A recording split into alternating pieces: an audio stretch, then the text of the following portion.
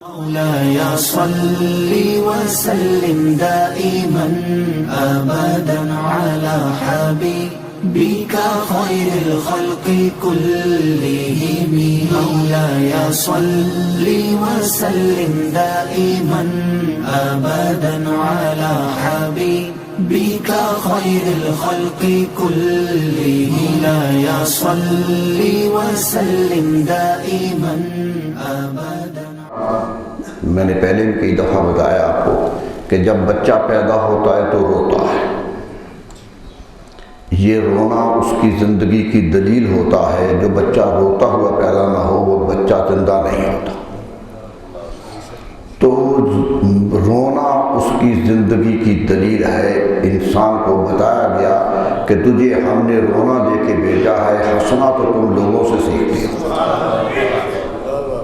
ہم نے تمہیں اس کیفیت میں بھیجا ہے کہ تمہاری آنکھ اشکبار رہے اپنے پروردگار کے حضور. تو جب آتا ہے امام غزالی اللہ فرماتے ہیں تو کیوں روتا ہے؟ کہتے وہ سمجھتا ہے کہ میں ماں کے پیٹ میں تھا، میرا محفوظ گھر تھا، مجھے خوراک ملتی تھی، میری حفاظت ہوتی تھی. میں بڑی محفوظ جگہ سے باہر آ گیا ہوں تو مجھے اپنے محفوظ مقام سے دھکیل دیا گیا. مکان چھننے کا، جگہ چھننے کا اسے غم ہوتا ہے، اس لیے وہ رونے لگتا. کہتے لیکن وہ سمجھتا نہیں ہے کہ جب اسے بھیجا گیا دنیا میں تو یہ ماں کے پیٹ سے کی جگہ سے زیادہ بڑی جگہ ہے جہاں بھیجا گیا. یہ گھر بڑا ہے اس سے جو پہلے تھا تمہارے پاس، لیکن اسے احساس نہیں ہوتا اس بڑائی کا، اس لیے رونے لگتا. فرمایا اسی طرح یاد رکھو جب دنیا سے انسان جاتا ہے تو وہ بھی سمجھتا ہے دنیا سے چھوٹ گیا، حالانکہ جو اگلا جہان ہے وہ اتنا بڑا ہے کہ جتنا ماں کے پیٹ سے یہ دنیا بڑی تھی. بہت بڑا میدان ہے جہاں جانا ہے. تو یہ تو مسلسل ارتقاء کا عمل ہے. عدم ہے کہ آئینہ دار ہستی ہے. اقبال نے کہا کہ موت نہیں ہے تو یہ زندگی کے مختلف شعبے ہیں، یہ شعبہ حیات ہے. لیکن بات یہ ہے، یہ میں سب کے لیے کہہ رہا ہوں، صرف مومنوں کے لیے نہیں کہہ رہا، سب کے لیے. نبی اکرم صلی اللہ علیہ وسلم نے بدر کے میدان فتح کیا، 70 کافر مارے گئے، ایک گڑھے میں پھینک دیے گئے. نبی صلی اللہ علیہ وسلم نے پوچھا کہاں پھینکے سارے؟ ایک ہی جگہ سارے پھینک دیے گئے. سردار تھے ان میں بڑے بڑے. تو آپ اس گڑھے پر آئے اور آپ نے ایک جملہ کہا، صحابہ ساتھ تھے. فرمایا نحن وجدنا ما وعد ربنا حقا. اے جانے والو سنو، جو ہمارے رب نے ہمیں فتح کا وعدہ کیا تھا وہ سچ ہو گیا، وہ سچ ہو گیا ہے. وَهَلْ وَجَدْتُمْ مَا وَعَدَ رَبُّكُمْ حَقًّا. تم بھی تو کعبے سے دعائیں کر کے آئے تھے، کیا تمہارا وعدہ بھی سچا ہوا؟ نبی صلی اللہ علیہ وسلم نے پوچھا یہ کہ ہمارا وعدہ سچا ہو گیا، تم بھی تو کعبے کے سامنے کعبے کے غلاف کو تھام کے دعائیں کر کے آئے تھے، تو کیا سچا ہو گیا؟ ایک صحابی نے کہا یا رسول اللہ یہ تو کٹ گئے، ان کے جسم ریزہ ریزہ ہو گئے، آپ کن سے باتیں کر رہے ہیں؟ فرمایا میرے صحابی گواہ رہنا، یہ تجھ سے زیادہ میری بات سن رہے ہیں، یہ زیادہ سن رہے ہیں لیکن جواب دینے کی قوت نہیں ہے.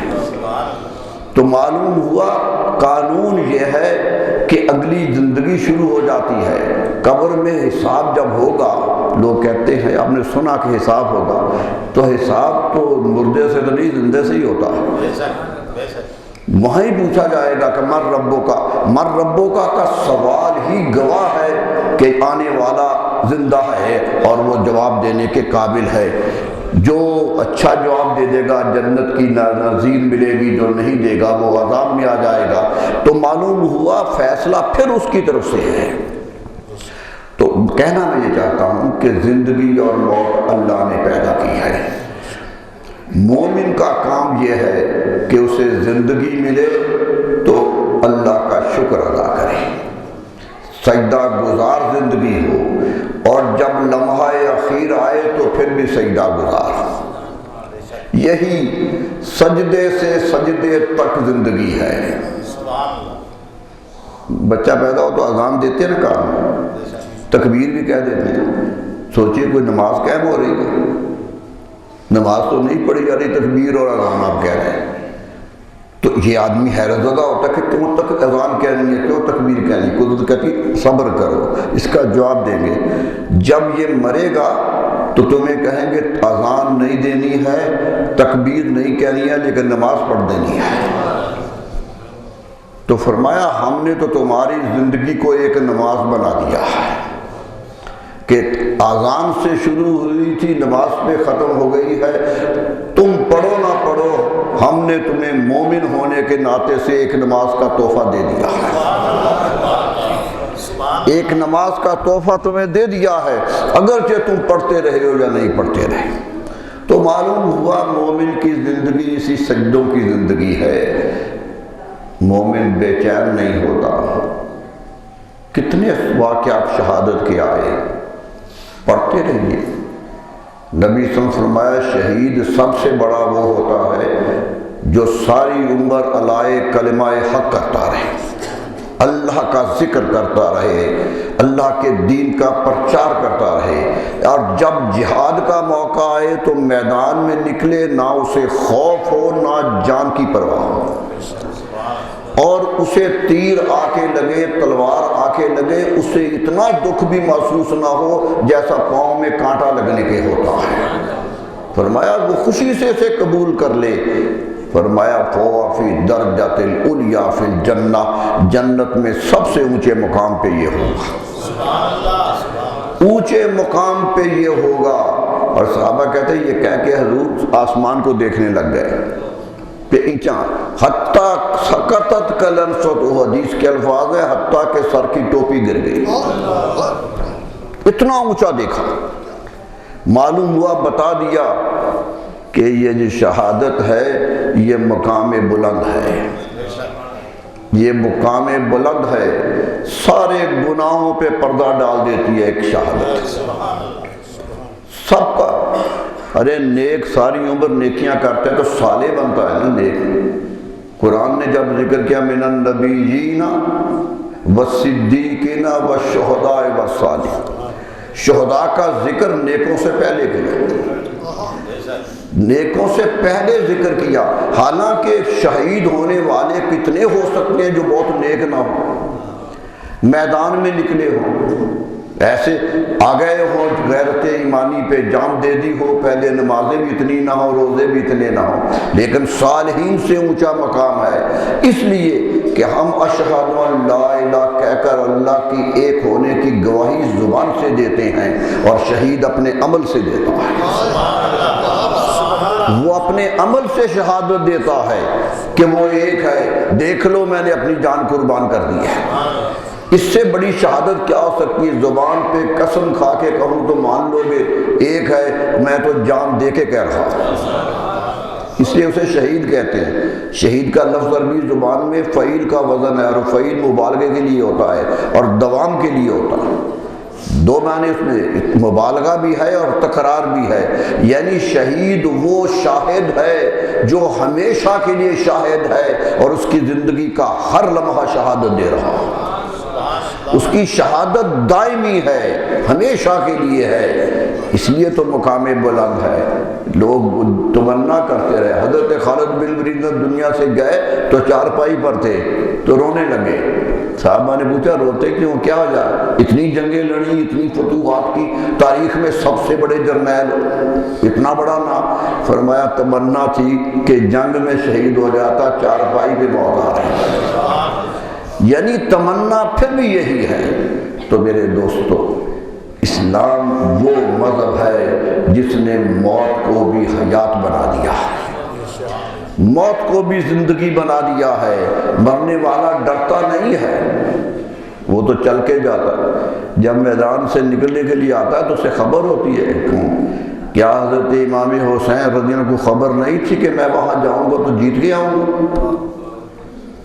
انہیں یقین تھا کہ شہادت ہونی ہے. کیوں؟ 70 چھوٹے بڑے ہو کر 70 72 جو ہوں وہ ہزاروں کے لشکر سے نہیں لڑا کرتے. یہ جانا ہی دلیل تھا کہ آپ سمجھ رہے تھے کہ مجھے شہادت لینا ہے اور میرے خون نے ہمیشہ کے لیے میرے نانا کے دین کی شہادت دینی ہے۔ ایک صحرا میں شہید ہو گئے، صحرا تھا، یہاں کچھ بھی نہیں تھا، دشمن کا گھیرا پڑ گیا، چند نفوس تھے، کچھ عورتیں تھیں، کچھ بچے تھے، گھیرا پڑ گیا۔ میرے دوستو کتنے روز قتل ہو جاتے ہیں، کتنے روز دنیا سے چلے جاتے ہیں، آج تو خبریں بھری ہوتی ہیں روز، لیکن آج خبر ہے کل خبر نہیں ہے۔ کیوں کہ یہ جاتے اپنی مرضی سے نہیں ہیں، انہیں بھیجا جاتا ہے، اور جو اپنی مرضی سے موت کو گلے لگاتا ہے وہ زندہ ہوا کرتا ہے، وہ زندہ رہتا ہے جو اپنی مرضی سے آگے بڑھتا ہے اور دعا مانگ کے جاتا ہے۔ حضرت ابو سفیان بن حارث حضور کے تایا کے بیٹے تھے، حقیقی تایا کے سب سے بڑے تایا تھے، حارث بن عبد المطلب۔ جنگ بدر میں زخمی ہو گئے، بہت زخم آ گئے۔ حضرت حمزہ جو بھائی تھے اٹھا کے لائے، چچا تھے نبی صلی اللہ علیہ وسلم کے، ہاتھوں پہ اٹھایا ہوا ہے ایک زخمی شیر کو، لا کے قدموں پہ رکھ دیا۔ نبی صلی اللہ علیہ وسلم نے محبت سے سینے پہ ہاتھ رکھا، سینے پہ ہاتھ رکھ کے کہا، ابو عبیدہ کیا مانگتے ہو؟ جو چاہے سوال کرو، آج تجھے اجازت دیتا ہوں سوال کرنے کی۔ میرے دوستو لوگ کیا مانگتے ہیں؟ بچوں کا تحفظ مانگتے ہیں، گھر والوں کی عزت مانگتے ہیں، پتہ نہیں کیا کیا مانگتے ہیں۔ کیا مانگا حضرت ابو عبیدہ نے؟ ایک ہی بات کہی کہ یا رسول اللہ آپ اپنی زبان مبارک سے گواہی دے دے کہ میں شہید ہو گیا، آپ گواہی دے دیں میں شہید ہو گیا، بس مجھے یہی کافی ہے۔ کہا نا مولانا حسن اگر وقت اجل سر تیری چوکھٹ پہ پڑا ہو جتنی قضا ایک ہی سجدے میں آنا۔ یہ اسی واقعہ کی طرف اشارہ ہے، اسی واقعہ کی طرف اشارہ ہے۔ میرے دوستو یہ شہادت بڑا مقام رکھتی ہے، اور ان کی شہادت جنہیں رسول اللہ صلی اللہ علیہ وسلم سید کہہ چکے ہیں، سیدہ شباب اہل الجنہ، حدیث مبارک ہے، نبی صلی اللہ علیہ وسلم فرما رہے ہیں، اور ہمارا تو ایمان ہے میرے دوستو، سچی بات ہے کہ جنت میں حشر میں جا کے اعمال تلیں گے، نیکوں کے نیک ہو جائیں گے، جنت میں جائیں گے، کچھ خراب ہو جائیں گے تو بدقسمت ہوں گے، یہ سب کچھ فیصلے ہوتے ہیں، لیکن کچھ کے فیصلے میرے نبی صلی اللہ علیہ وسلم نے مدینہ ہی میں کر دیے تھے۔ اب کون سی میزان انہیں تولے گی جسے رسول اللہ کہتے ہیں جنتی ہے، جنتی کہہ گئے، اعلان کر رہے ہیں کہ جنتی، اور جنتی ہونے کا بھی نہیں کہ ہمارا حسن والحسین سیدہ شباب اہل الجنہ، فرمایا حسن حسین دونوں جنت کے جوانوں کے سردار ہیں۔ بشارت جنت کی نہیں دی، سرداری کی دی، سرداری کی بشارت دی کہ جنت کے سردار ہیں۔ میرے دوستوں نے غم کیا تھا جن کا جنت استقبال کرنے کو تیار تھی، چلے واقعات ایسے ہو گئے، بہت تفصیلی واقعات ہیں، بہت دردناک واقعات ہیں۔ ایک بات یاد رکھیے کبھی زندگی میں کہ جان وہ دے رہے ہیں جو اس دور کے نہیں قیامت تک کے دور کے معزز ترین فرد تھے، سب سے معتبر افراد تھے، جن کا ایک ایک لمحہ قیمتی تھا، جن کو رسول اللہ صلی اللہ علیہ وسلم نے محبت سے پالا تھا۔ یہ پربردہ یا گوش نبوت ہیں۔ سجدے میں چلے گئے، اوپر بیٹھ گئے تو سجدہ ہی طویل کر دیا، فرمایا تھا ہمارے یہ کیفیت۔ امام سیوطی لکھتے ہیں ایک دفعہ گھر میں تھے، گھر قریب ہی تھا نبی صلی اللہ علیہ وسلم کے گھر، نبی جب شادی کی ہے فاطمہ نے تو گھر دور تھا، دور گھر پہ گئے تھے، اور آپ کو حیرت ہوگی کہ کرایہ کے گھر پہ گئے تھے۔ صاحبزادی رسول اللہ کی اپنے گھر میں کرائے کے گھر پہ گئی تھی، یہ تھا حال، اور کوئی کار، کوئی ٹانگا، کوئی انورٹر نہیں تھی، صاحبزادی سید کونین کی بے سواری ہی علی کے گھر گئے۔ تو حضور صلی اللہ علیہ وسلم نے حضرت عبد الرحمن بن عوف کو بلایا، یہ امیر صحابہ میں سے ہے، بلایا کہ عبد الرحمن یہ میرے گھر کے ساتھ تیری زمین ہے، تیرا مکان ہے، اگر تو مجھے دے دے تو میں بیٹی کو یہاں لے آؤں، مجھے بار بار بیٹی دیکھنے دور جانا پڑتا ہے۔ انہوں نے کہا حضور سب کچھ آپ کا دے دیجیے۔ دیوار سے دیوار جڑ گئی حضرت فاطمہ کا، اور اوپر ایک سوراخ کر لیا دیوار میں کہ نبی صلی اللہ علیہ وسلم اپنے گھر میں چارپائی پہ کھڑے ہو کے باتیں کر لیتے تھے۔ محبت کا یہ عالم تھا۔ آواز آتی تھی، ایک دن امام سیوطی کہتے آواز آئی کہ حضرت امام حسین رو رہے ہیں، اور حضرت فاطمہ رضی اللہ عنہا کو جھڑک رہی ہیں کہ بچوں یہ نہیں کام کرتے۔ حضور کھڑے ہو گئے، وہاں آواز دی، میری بیٹی فاطمہ بچہ کیوں رو رہا ہے؟ کیا حضور بچے ہیں، ضد کرتے ہیں، رو پڑتے ہیں، تو اس میں کیا انہونی بات ہے، ہو جاتا ہے۔ فرمایا نہیں، میری بیٹی سے رونے نہ دو، اس کے غم مجھے بہت ستاتے ہیں۔ ایک دیکھ رہے تھے کیا کرنا، پرورش کی تھی ایک مقصد کے لیے، اور کامیاب وہی ہوتا ہے کہ جس کے لیے پالا جائے وہ مقصد پورا کرتے۔ وہی ہوا، مدینہ منورہ سے چلے۔ میں تو کئی دفعہ کہہ چکا ہوں، شہادت لوگ کہتے ہیں کربلا میں ہوئی، ان کی تو مدینہ ہی میں ہو گئی تھی۔ ایک مومن کے لیے جو مدینہ میں پیدا ہوا، مدینہ میں پلا، مدینہ میں جوان ہوا، اسے مدینہ چھوڑنے پر مجبور کر دیا جائے تو اس سے بڑی شہادت کیا ہے۔ مدینہ چھوڑ کے گئے تھے، روضہ رسول پہ کھڑے ہو کے کہے تھے یا رسول اللہ آپ کے پاس رہنا چاہتا ہوں، لیکن دشمن ایسے ہیں کہ حالات ایسے ہو گئے کہ جانا ہے، آپ کا دین پہ جانا، آپ کو چھوڑ کے جانا ہے، مگر آپ کے دین کی خاطر جانا ہے۔ مکے چلے گئے، وہاں سے روانہ ہوئے مکہ۔ مکہ پہنچے تو اگلے دن حج تھا، حج کا دن تھا اگلا۔ مکہ میں رات ہی مکے سے چل پڑے، حج بھی چھوڑ دیا۔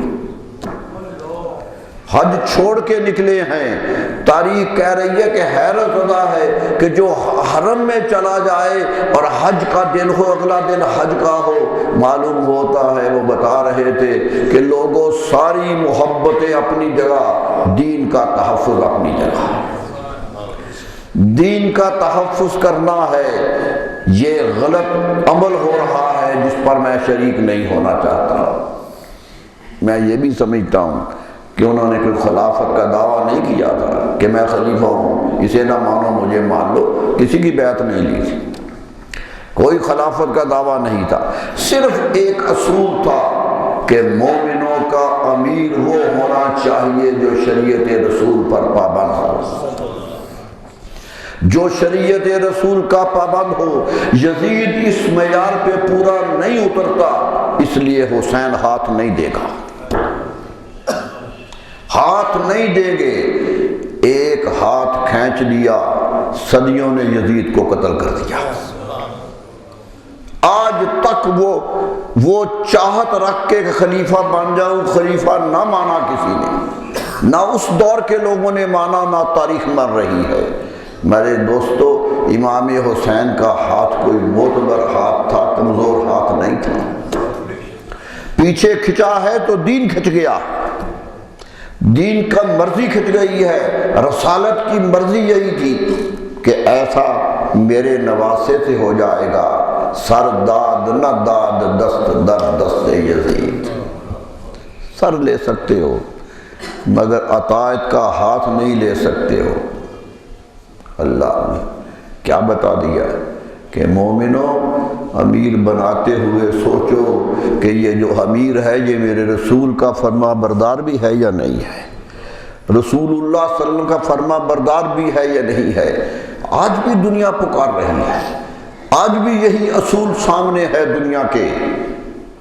بڑا سخت شعر کہا تھا ایک شاعر نے کہ کوئی فرزند علی ہی نہیں ہم میں ورنہ، کوئی فرزند علی ہی نہیں ہم میں ورنہ، ہر قدم مارکہ کرب و بلا آج بھی ہے۔ یہ مارکہ تو آج بھی نظر آ رہا ہے کہ ملت اسلامیہ کا کیا حال ہے۔ میرے دوستو، بتا دیا امام حسین رضی اللہ عنہ کہ یہ نہیں ہو سکتا، یہ کبھی نہیں ہو سکتا، یہ پروردہ رسول ہے، اس کا سر جھک نہیں سکتا، کٹ سکتا ہے۔ وہاں سے چلے گئے، واقعات بہت ہیں، قدم قدم پہ واقعات ہیں۔ کربلا کی وادی میں آ گئے۔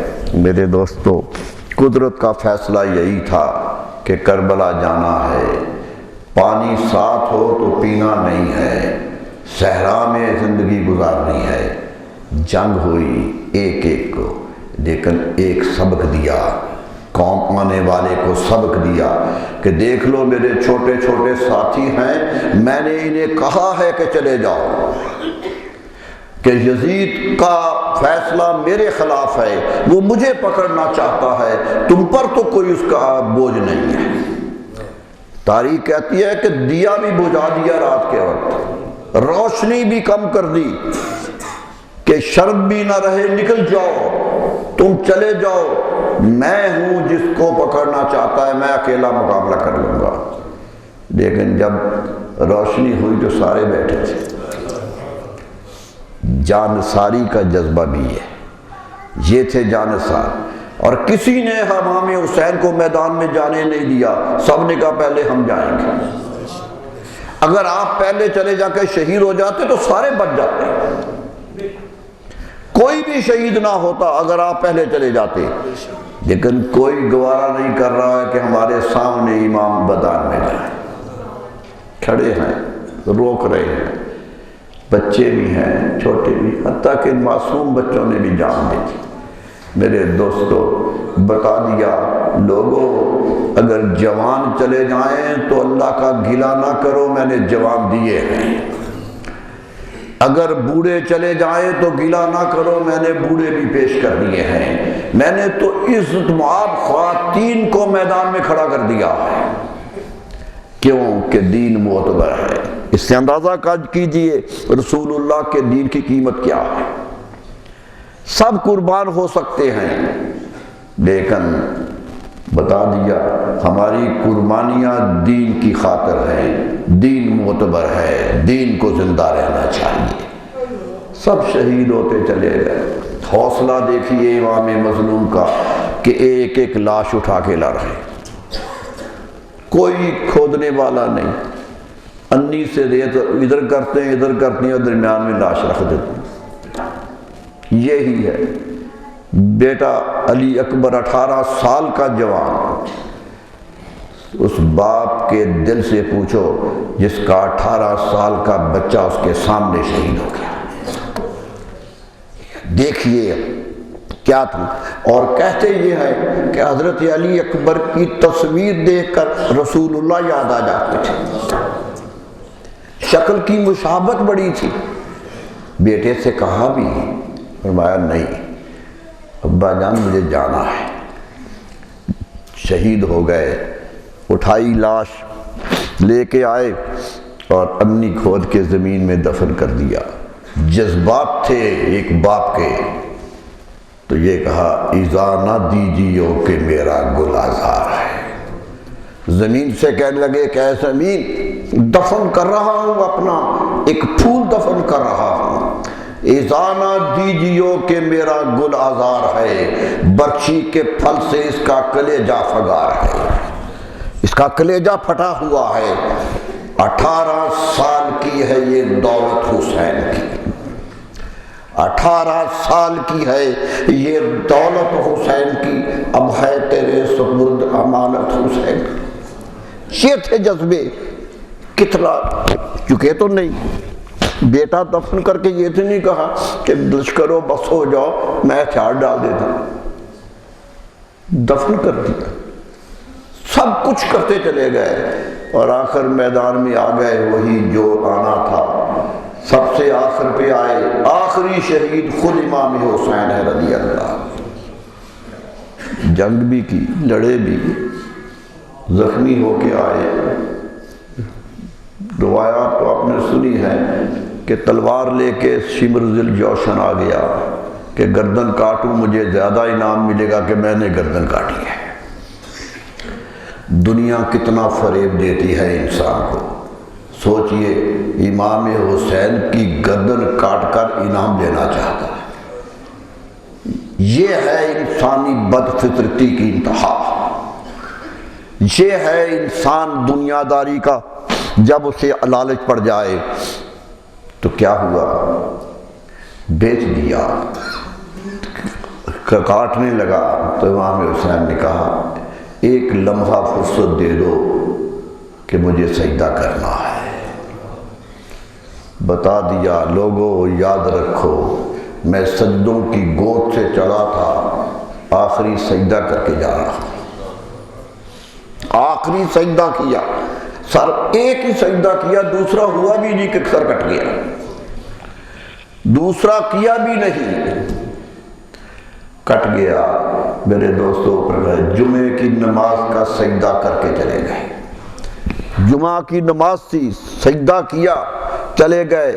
آنے والوں کو سبق دے گئے کہ میرے غم میں جذبات میں آنے والوں یاد رکھو میں جذبوں کے انتہا پہ کھڑا تھا لیکن پھر بھی سجدہ ریز تھا۔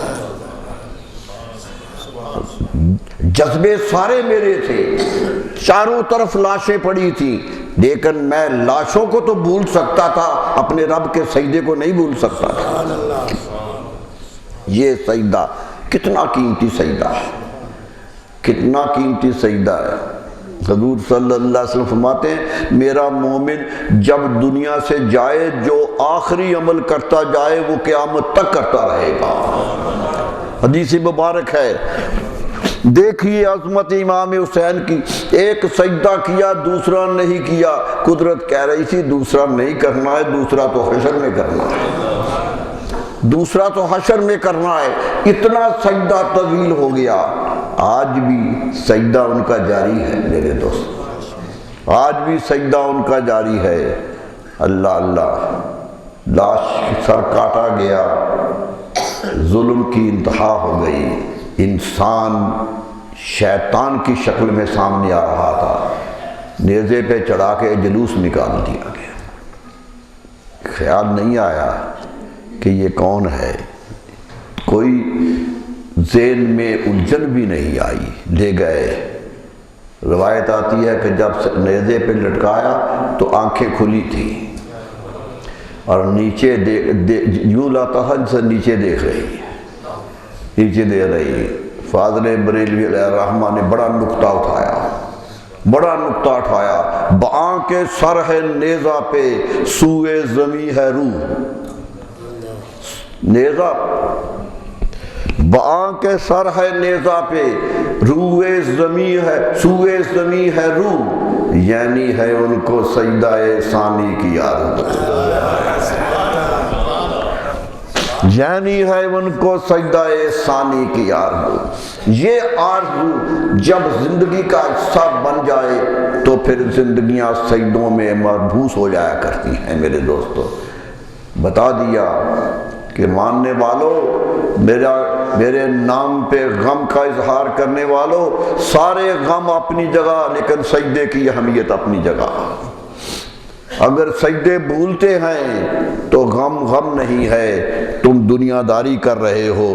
غم تب ہے جب میری طرح سجدہ کر کے دکھاؤ، سجدہ کرو۔ ارے تم تو آرام سے سجدہ بھول جاتے ہو، میں تو بے آرامی میں نہیں بھولا ہوں، میں تو زمین پہ گر کے بھی نہیں بھولا ہوں، میں تو ان کو بتا کے آیا تھا کہ میں کون ہوں۔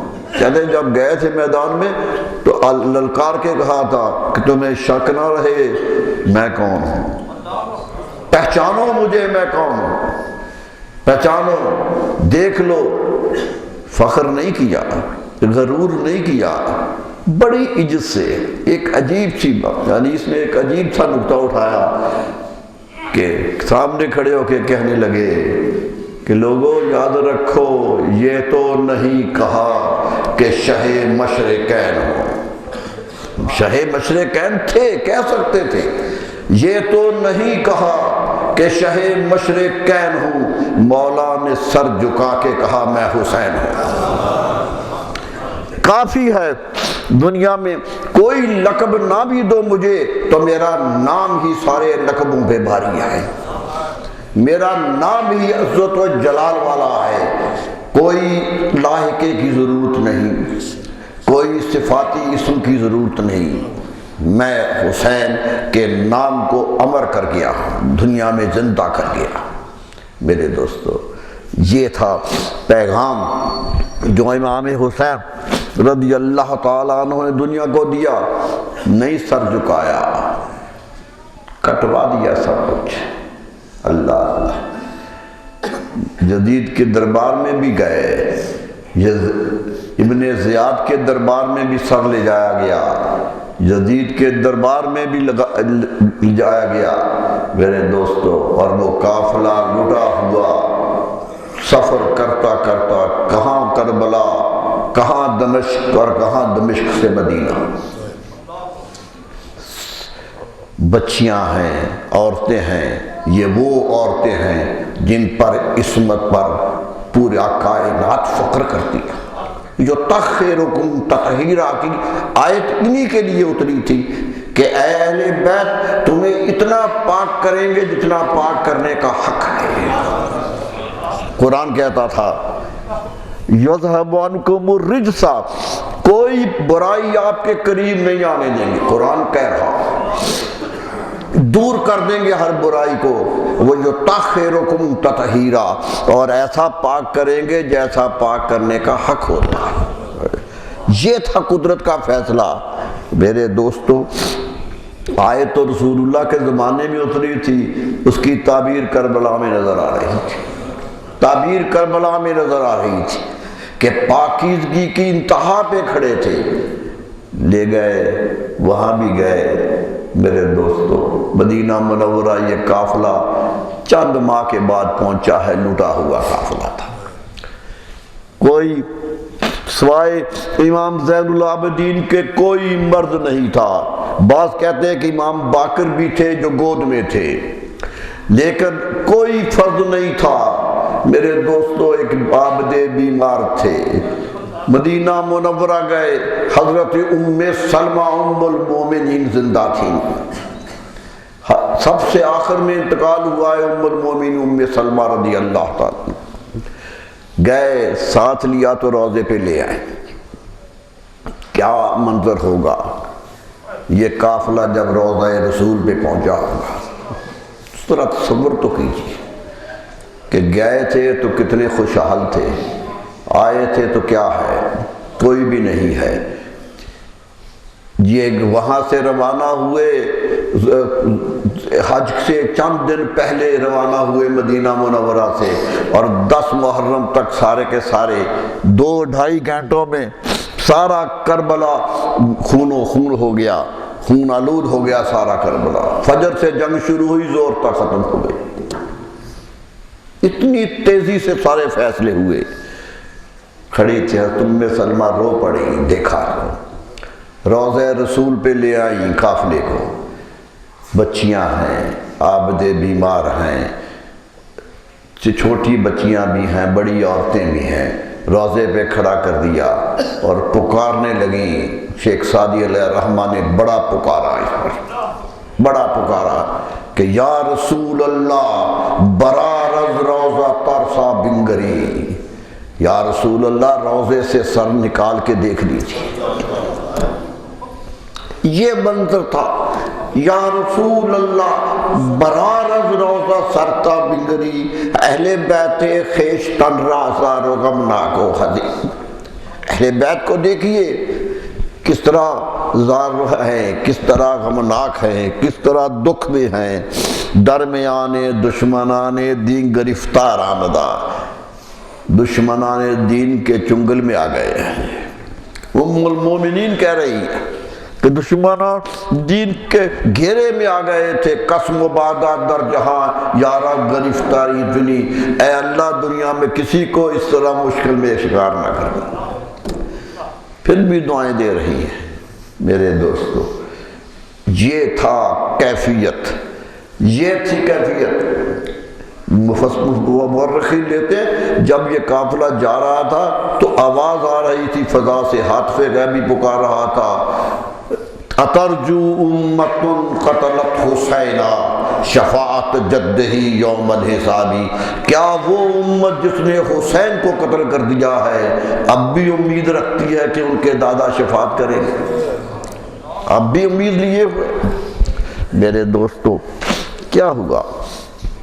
ایک ہمت صاحب، ہم نے تو صرف ان سے رونا لیا، ہم نے تو صرف غم کے اظہار کے لیے مشق کرنا سیکھا، وہ حوصلہ نہیں سیکھا جو وہ دیا تھا، وہ کارنامہ نہیں سیکھا۔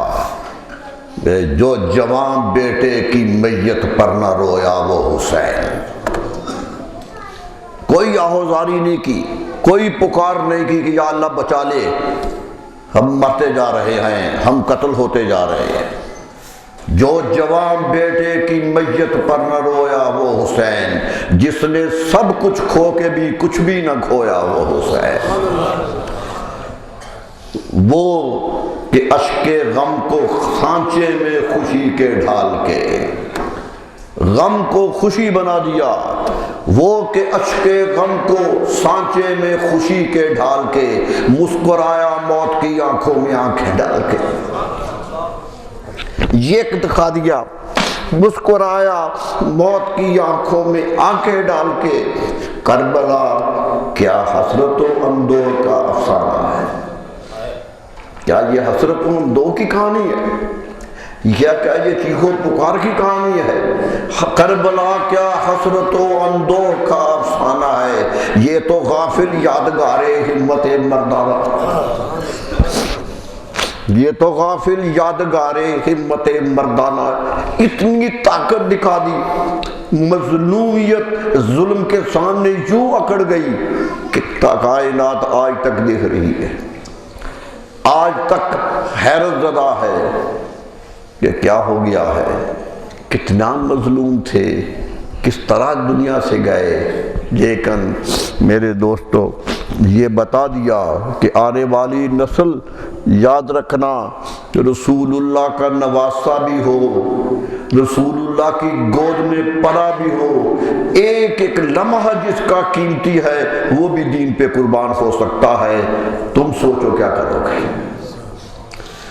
تم دین کی خاطر اپنی جان بچانے کی فکر کرتے ہو، ارے وہ جان دے گئے جو کائنات کے لیے سب سے بڑے قیمتی تھے، جو سب سے قیمتی وجود تھا۔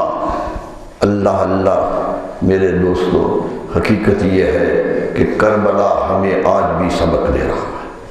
ابھی غم ہے، غم اس کا نہیں کہ وہ شہید کیوں ہو گئے، غم اس کا ہے کہ انسان بگڑتا ہے تو کیسے بگڑتا ہے، انسان اپنی عاقبت سے کیسے ہو جاتا ہے۔ آنسو بہاؤ میرے دوستوں ان کے غم میں، وہ غم کا ماحول ہے، غم کے حالات ہیں، لیکن ایک یاد رکھو، ایک امید رکھو، ایک توقع رکھو۔ کیا خوبصورت کہا تھا کسی شاعر نے، بات بڑی خوبصورت کہی تھی کہ حضور سرور عالم علی کہیں کہ یہ شخص قیامت کو جب پیش ہو رسول اللہ صلی اللہ علیہ وسلم سامنے تو حضرت علی یہ سفارش کر دیں، کہا یہ خواہش لے کے رہو، یہ خواہش لے کے ان کا ذکر کرو، حضور سرور عالم علی کہے کہ یہ شخص گناہ گار بہت ہے مگر حسین کا ہے، گناہ گار بہت ہے مگر حسین کا ہے۔ یہ ہے جو کیفیت چاہیے میرے دوستو۔ اللہ تعالیٰ سے یہی دعا کر سکتے ہیں کہ اللہ ان کی عظمتوں کو اور بلند فرمائے۔ وہ تو قیامت تک کے لیے سرخرو ہو گئے، ساری زندگی کے لیے سرخرو ہو گئے، راکب دوش پیغمبر تھے، آج تک دنیا کے ہر آزادی پسند اور ہر آزاد منش کے کندھے پر سوار ہے، آج بھی ان کا مرتبہ بلند ہے، کوئی ان کے مقابل کا نہیں، شہادت بہت بڑی شہادت ہے، سب کچھ دے دیا۔ میرے دوستو، امام زین العابدین زندہ رہے لیکن آنکھوں میں آنسو لے کے زندہ رہے۔ امام باقر کہتے ہیں کہ میں جب بھی ابا جان کو دیکھتا تھا آنکھوں میں آنسو ہوتے تھے، کبھی یہ لمحہ نہیں آیا کہ آنکھیں خشک ہوں، روتے رہتے تھے۔ میں نے ایک دن پوچھ لیا کہ ابا جان اتنا کیوں روتے ہیں؟ پوچھ لیا کہ کیوں روتے ہیں؟ اس لیے گفت عابد چونہ گریم چونہ نالم میں پسر۔ حضرت عابد کہنے لگے بیٹا کیوں نہ روؤں، کیوں نہ نالے کروں، کیوں نہ آہوزاری کروں؟ گفت عابد چونہ گریم چونہ نالم میں پسر، تو نہ دیدی واقعات کربلا من دیدہ۔ تو نے کربلا دیکھی نہیں ہے، میں نے دیکھی ہے، میں نے دیکھی ہے۔ کیا دیکھا ہے میں نے؟ بنت کسرا شہر بانو مادر من مہربان، کسرا کی بیٹی میری والدہ محترمہ شہر بانو، بنت کسرا شہر بانو مادر من مہربان، درمیان کربلا من سربرہ نادیدہ۔ چادریں اتری ہوئی دیکھی ہیں ان کی جو عفت مآب تھی، جن پر عصمت ناز کرتی تھی۔ میرے دوستو، سب کچھ قربان کر دیا، دے دیا، اور آخر تک یہی رہا۔ لیکن اللہ کا کرم یہ ہوا کہ اللہ نے وہ احترام دیا کہ صدیاں گزر گئی، ان کا احترام جاری ہے۔ وہی خاندان جو قتل کر گیا تھا یزید کا، وہی بنی امیہ کی حکومت کا سب سے بڑا حکمران ہشام بن عبد الملک، 20 سال حکومت ہے دمشق پر اس کی۔ حج کرنے آیا تو حج پہ بہت زیادہ رش تھا، طواف کرنے لگا تو رش تھا، کھڑا ہو گیا، سپاہی کھڑے تھے، اہلکار کھڑے تھے کہ کچھ وقفہ ہو تو بوسہ دے لے حجر اسود کو، لیکن کوئی نہیں دیکھ رہا کہ بادشاہ کھڑا، کسی کو پرواہ نہیں ہے کہ یہ بنو امیہ کا خلیفہ کھڑا ہے، کوئی نہیں پرواہ کر رہا، وہ کھڑا انتظار کر رہا ہے۔ ابھی دیکھ ہی رہا تھا کہ ایک طرف سے ایک درویش آ گیا، درویش آ گیا، آگے بڑا، لوگوں نے کنکھیوں سے دیکھا وہ کون آیا، پیچھے ہٹ گئے، حجر اسود خالی کر دیا، سیدھے گئے، بوسہ دیا، آگے چلے گئے۔ بڑی حیرت ہوئی، پہچان تو گیا کہ یہ کون ہے، لیکن حسرت سے کہنے لگا یہ کون ہے؟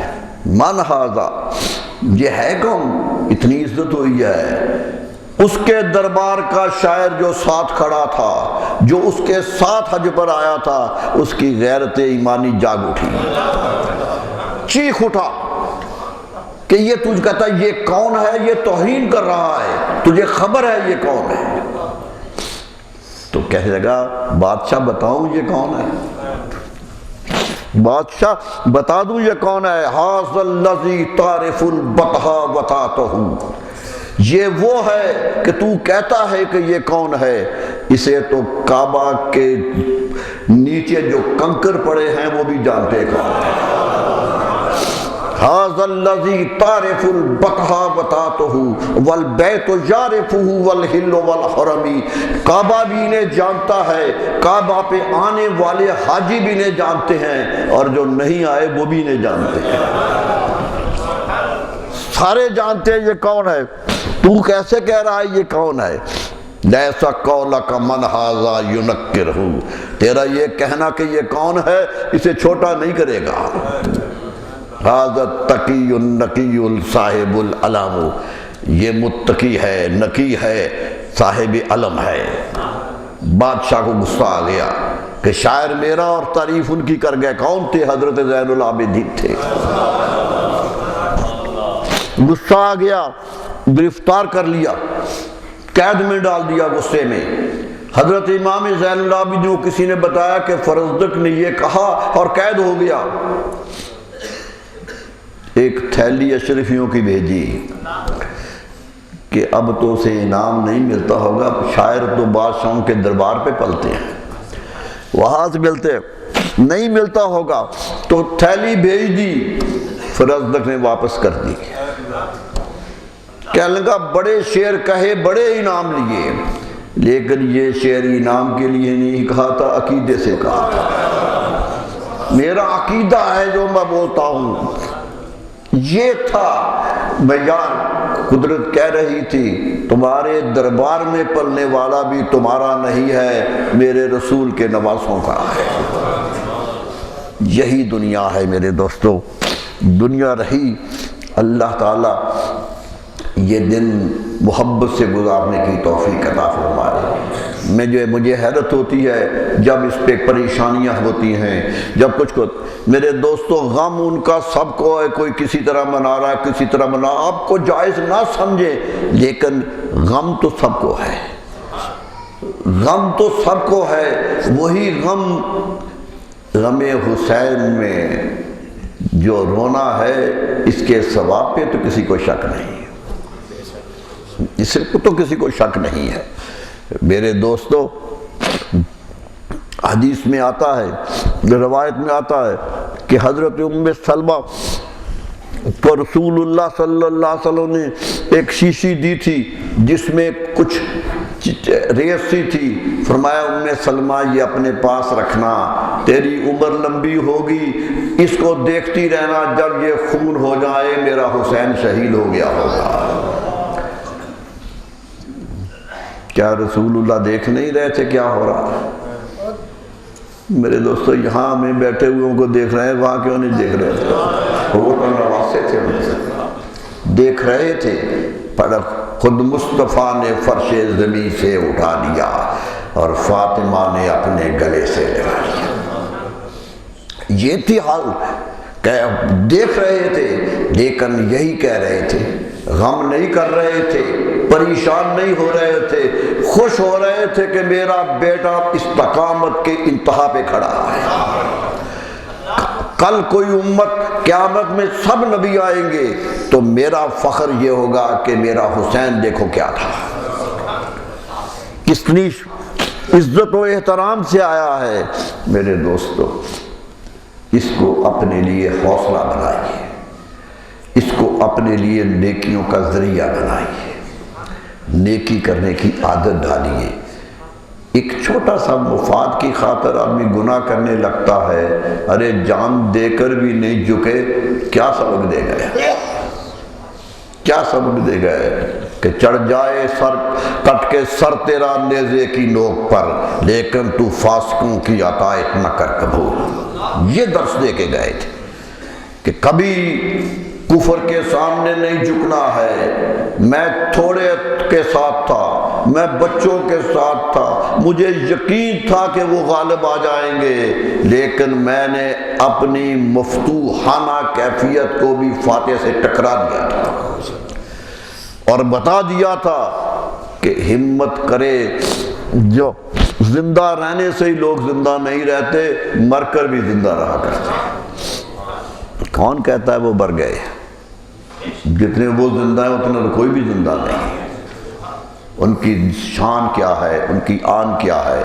میرے دوستو یہی دعا کرو کہ ہمیں ان کی محبت میں جینا ہے، ہمیں ان کے ساتھ کیفیت دیکھنے کی، ان کے ساتھ محبت کرنے کی توفیق عطا فرمائے۔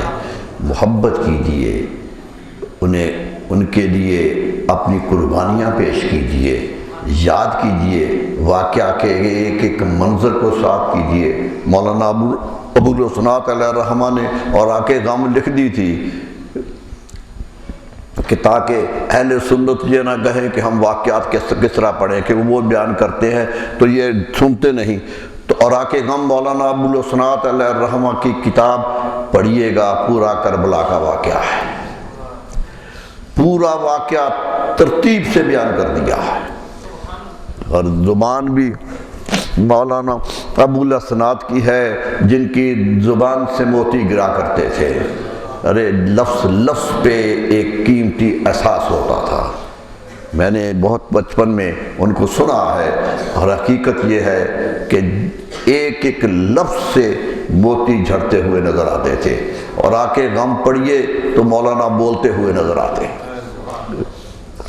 دعا کیجئے کہ اللہ تعالی ہمیں توفیق دے کہ ہم ان کا ذکر کرتے رہیں، ان کے لیے کچھ خیرات کرتے رہیں. دیکھیے انہیں ضرورت نہیں ہے خیراتوں کی، یہ میرا یقین ہے، انہیں ضرورت نہیں. آپ رسول اللہ صلی اللہ علیہ وسلم پہ کرتے ہیں تو ضرورت انہیں بھی نہیں ہے. یہ تو ہم اپنے ہدیے پیش کرتے ہیں، ہم پیش کرتے ہیں. امام نبہانی نے لکھا تھا، کسی نے کہا کہ میں رسول اللہ کے دربار میں گیا تو مجھے مانگنا ہی نہیں آیا، تو کیا کروں؟ کہنے لگے جو نہیں آیا وہ بھی مانگ لو، جس طرح نہیں آتا وہی مانگ لو. انہوں نے کہا کیوں؟ فرمایا مانگنے والا اپنی استطاعت سے مانگتا ہے اور دینے والا اپنی استطاعت سے دیتا ہے، وہاں سے کرم کا دروازہ کھلتا ہے. میرے دوستو، اللہ تعالیٰ سے دعا ہے کہ اللہ تعالیٰ غم حسین میں ایمان کی سلامتی عطا فرمائے، ایمان کا حوصلہ عطا فرمائے. اللہ تعالیٰ سے یہی دعا ہے اور اسی دعا پر اختتام کرتے ہیں. وقت زیادہ ہو گیا ہے. میرے دوستو، امن کے ساتھ سکون کے ساتھ ہمارے ہیں، ہم نے ان کا ذکر کرنا ہے. لیکن یہ یاد رکھیے کہ کوئی ذکر کرتا ہے آپ کو نہیں پسند تو نہ دیکھیے، لیکن ملک کو جنگ و جدال نہ بنائیے. اس طرح طاقت سے ایمان نہیں پھیلا کرتے، ایمان استقامت سے پھیلا کرتے ہیں، طاقت سے پھیلا نہیں کرتے. اگر طاقت دکھانی ہوتی تو رسول اللہ صلی اللہ علیہ وسلم مکے میں ابو جہل کو قتل کروا دیتے. حضرت بلال جیسے جانثار موجود سے کہتے جا کے قتل کر رہا ہو تو قتل نہ ہو.